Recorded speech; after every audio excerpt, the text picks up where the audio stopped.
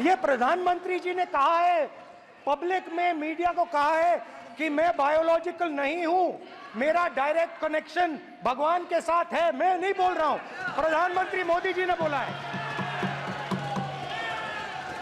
तो पता नहीं उस टाइम 8 बजे भगवान का मैसेज आया होगा हिंदुस्तान, वही मगर फिर श्री राम ने आपको दूसरा मैसेज दे दिया अयोध्या में। भगवान का मैसेज आया होगा, मोदी जी नोटबंदी कर दीजिए। नोटबंदी कर दिया,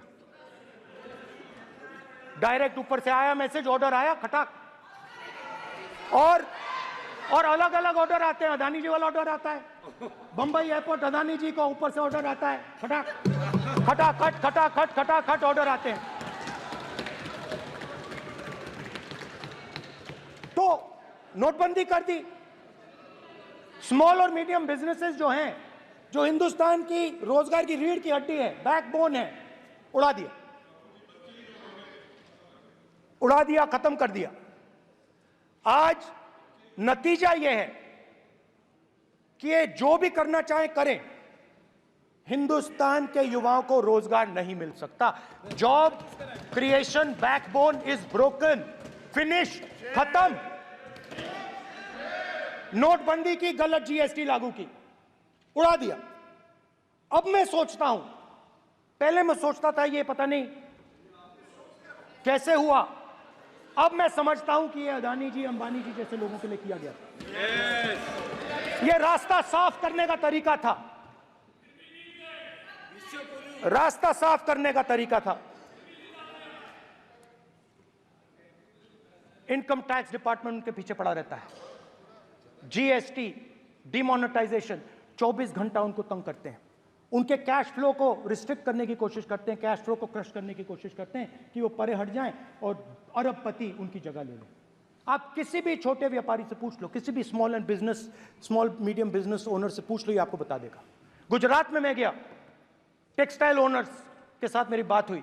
मैंने उनसे पूछा नोटबंदी क्यों हुई, जीएसटी क्यों हुई? साफ बोला अरबपतियों की मदद करने के लिए जीएसटी और नोटबंदी की गई है। नरेंद्र मोदी जी अरबपतियों के लिए काम करते हैं, सीधी सी बात। मैं जाता रहता हूं और आपको गुजरात में हराएंगे इस बार।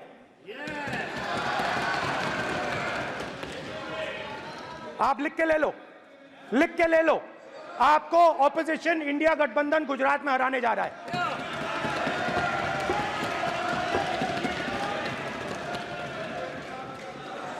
किसानों को डराने के लिए लैंड एक्विजिशन बिल जो हम लाए थे, उनकी जमीन की रक्षा करने के लिए, उनको सही कॉम्पनसेशन देने के लिए, उसको आपने खत्म कर दिया। यहां कोशिश की, कर नहीं पाए तो स्टेट्स में खत्म कर दिया। हर स्टेट में आपने खत्म कर दिया है।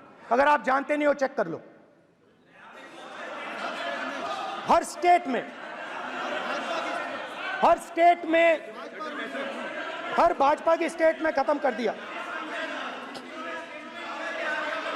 सर हर भाजपा रूल स्टेट में खत्म किया है, हर भाजपा की रूल स्टेट में खत्म किया है, हर भाजपा की रूल स्टेट में खत्म किया है। स्पीकर सर,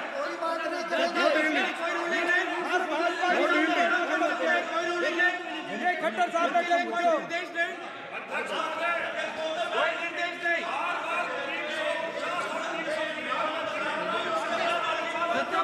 बार खड़े होकर भाषण को कम कर रहे हैं। कोई रूलिंग नहीं, कोई रूलिंग नहीं है।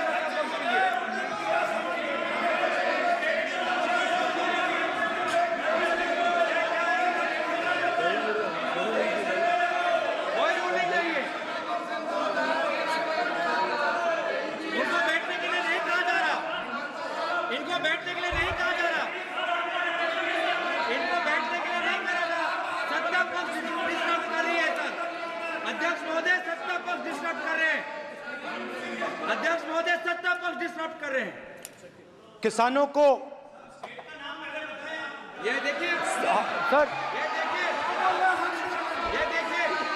Just give me a list of BJP states. आप किताब लेके क्यों खड़े हो? कानून बनाना चाहते हो? आप क्या बोलना चाहते हैं कानून से बताओ? स्पीकर का डायरेक्शन है सर, स्पीकर का डायरेक्शन 115 और वो ये कहता है सर, वो ये कहता है कि कोई भी मेंबर यदि अपनी बातें कहना चाहता है, जैसे अग्निवीर के बारे में उन्होंने कहा या स्टेट के बारे में कहा, उनको ऑथेंटिकेट करना पड़ेगा, नहीं तो माफी मांगनी पड़ेगी। ये आपका डायरेक्शन है 115(1) और 115(2).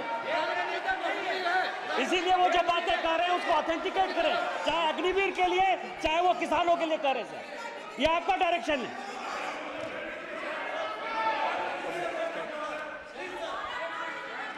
तो किसानों को जो हमने लैंड एक्विजिशन बिल तैयार किया था सही मुआवजा दिलाने के लिए, उसको आपने रद्द किया।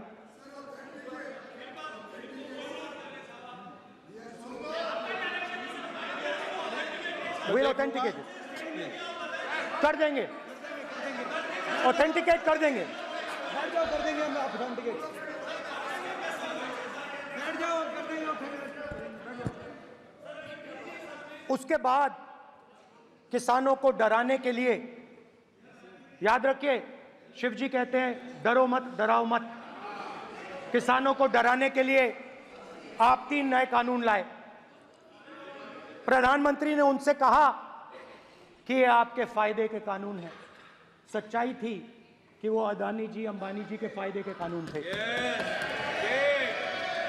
हिंदुस्तान के सारे किसान खड़े हो जाते हैं।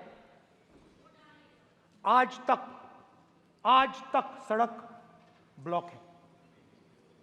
अगर आप वहां जाएंगे आज तक आपको दिखेगा कि वो सड़क जिस पे किसान आए थे वो आज तक बंद पड़ी हुई। हरियाणा में 2 जगह किसान खड़े हो गए, कहते हैं नहीं ये हमारा नहीं है,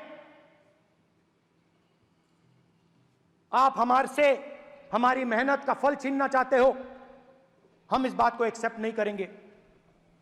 आप उनसे बात नहीं करते, आप उनको कहते हो, आप बात नहीं करते।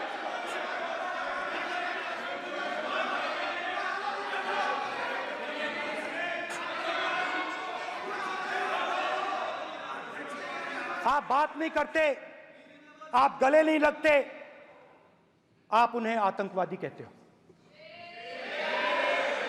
आप कहते हो ये सब आतंकवादी हैं। झूठ नहीं है, झूठ नहीं है, सच है, सच है। गृहमंत्री जी, मान्यवर, मैं समझ रहा हूं कि विपक्ष के नेता नाते पहली बार बोल रहे हैं, मगर नियमों के पुस्तक के बाहर वो नहीं जा सकते।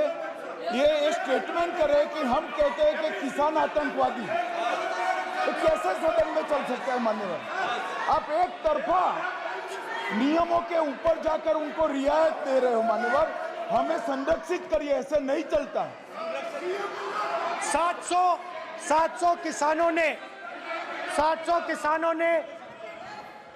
किसान शहीद हुए। हमने इस हाउस में कहा कि किसानों के लिए मौन होना चाहिए, आपने मौन नहीं होने दिया। आपने कहा ये किसान नहीं है, आपके मुताबिक ये किसान नहीं थे, ये आतंकवादी थे। देखिए आपकी एलाई सिर हिला रही हैं, वो भी सहमत हैं, कौर जी सहमत हैं। देखिए हमारी जरूरत नहीं है, वो सहमत हैं आपसे, वो सहमत हैं। माननीय बोला था माननीय सदस्य, एक शब्द उधर नहीं सर। किसान क्या मांग रहा है सर? स्पीकर सर, माननीय सदस्य, स्पीकर सर, किसान क्या सॉरी, मेरा ये आग्रह है, आपकी पार्टी का समय नहीं बचेगा। दोगे पूरा?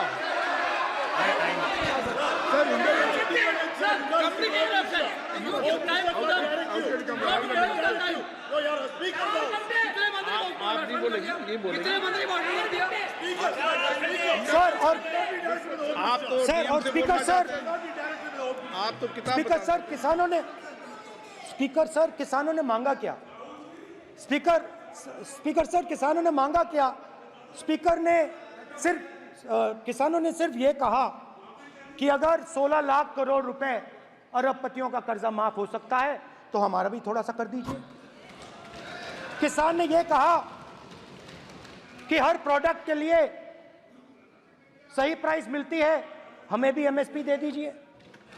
और आप लोगों ने कहा किसान का कर्जा माफ नहीं होगा और एमएसपी नहीं मिलेगी।